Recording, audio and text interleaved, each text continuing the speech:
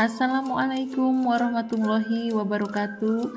Bapak Ibu guru hebat di seluruh Nusantara, pada kesempatan ini saya Tabah Windriati, calon guru penggerak angkatan 6 dari SD Negeri 1 Sukoharjo, Kabupaten Wonosobo, pada tugas koneksi antar materi akan memaparkan kesimpulan dan refleksi saya selama mengikuti modul 1.1. Dalam tugas koneksi antar materi ini, saya akan merefleksikan diri berkaitan dengan 3 pertanyaan sebagai berikut. Yang pertama, apa yang Anda percaya tentang murid dan pembelajaran di kelas sebelum Anda mempelajari modul 1.1? Kemudian pertanyaan yang kedua, apa yang berubah dari pemikiran atau perilaku Anda setelah mempelajari modul ini? Dan pertanyaan yang ketiga, apa yang segera dapat Anda terapkan lebih baik agar kelas Anda mencerminkan pemikiran Ki Hajar Dewantara? Berkaitan dengan pertanyaan nomor 1, yaitu apa yang Anda percaya tentang murid dan pembelajaran di kelas sebelum Anda mempelajari modul 1.1, bahwa sebelum mempelajari modul 1.1 yang saya lakukan terhadap murid dan pembelajaran di kelas saya, yaitu murid saya anggap sebagai kertas kosong yang bisa saya tulisi semau saya. Jadi saya beranggapan seperti teori tabula rasa, di mana murid diibaratkan sebagai kertas kosong yang kita bisa menuliskannya tanpa memperhatikan karakter atau potensinya. Kemudian pembelajaran yang saya lakukan juga cenderung konvensional, dan gurulah sebagai pusat pembelajaran. Berikutnya, kurangnya inovatif dan membosankan bagi anak. Kemudian memberikan hukuman atas pelanggaran disiplin anak, menganggap bahwa semua anak sama. Karena pada waktu itu saya belum memahami akan arti pentingnya diferensiasi bagi siswa. Berikutnya saya juga memanfaatkan sumber belajar yang terbatas, padahal sumber belajar itu sangat banyak. Lingkungan di sekitar siswa juga bisa kita gunakan sebagai sumber belajar. Kemudian nilai adalah yang utama. Jadi saya beranggapan bahwa sebagai guru nantinya akan mendapatkan hasil prestasi siswa berupa nilai yang memuaskan. Tetapi pada intinya nilai tersebut hanya akan membuat guru stres apabila nilainya tidak sesuai yang diharapkan.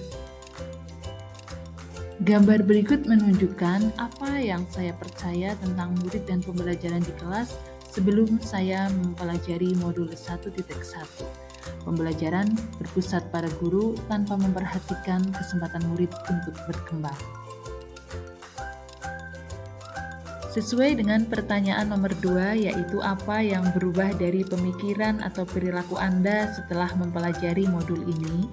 Setelah mempelajari modul 1.1 ini, ada yang berubah dari pola pemikiran dan perilaku saya. Saya jadi berpikir bahwa anak bukanlah kertas kosong yang siap kita tulisi semau kita, tetapi anak adalah seperti benih yang siap kita tuntun dan kita rawat sesuai potensi dan karakternya masing-masing.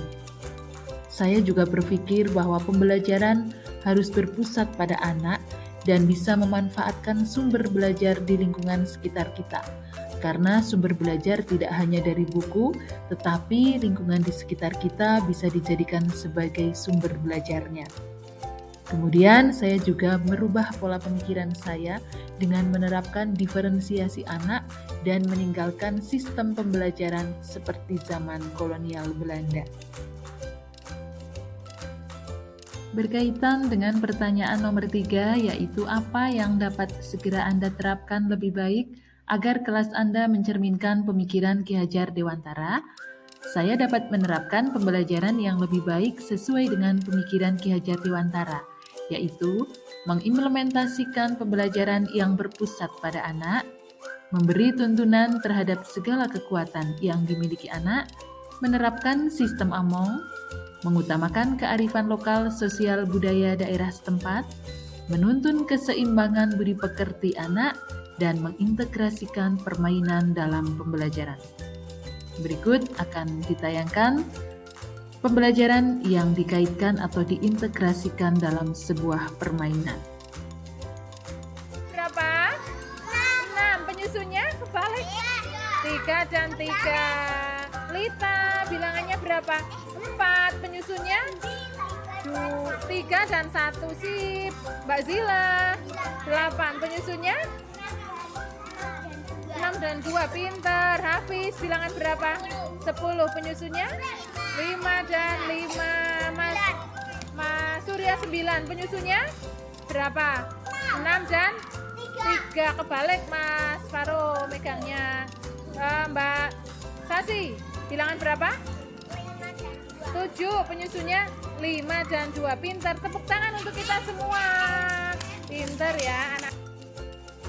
Setelah mempelajari modul 1.1 ini, saya dapat menyimpulkan bahwa perlunya memberikan tuntunan terhadap segala kekuatan kodrat yang dimiliki anak agar mampu mencapai keselamatan dan kebahagiaan yang setinggi-tingginya, baik sebagai seorang manusia maupun sebagai anggota masyarakat. Kemudian dalam menuntun anak diberi kebebasan, namun pendidik sebagai pamong dalam memberi tuntunan dan arahan agar anak tidak kehilangan dan membahayakan dirinya. Yang berikutnya, pendidikan anak menuntun anak untuk mencapai kekuatan kodratnya sesuai kodrat alam dan kodrat zaman. Karena bila dilihat dari kodrat zaman, pendidikan saat ini menekankan pada kemampuan anak untuk melihat keterampilan pada abad ke-21. Sehingga tugas guru adalah menuntun mereka supaya mereka tetap bisa mengikuti perkembangan zaman, namun tetap waspada terhadap perubahan-perubahan yang terjadi. Bapak Ibu guru hebat di seluruh Nusantara, sebelum saya mengakhiri pemaparan saya kali ini, saya akan berpantun terlebih dahulu. Ke Wonosobo membeli nampan ditaruh di bawah gelas, tetap semangat hadapi perubahan, siap menuntun dengan tulus ikhlas. Terima kasih dan salam guru penggerak.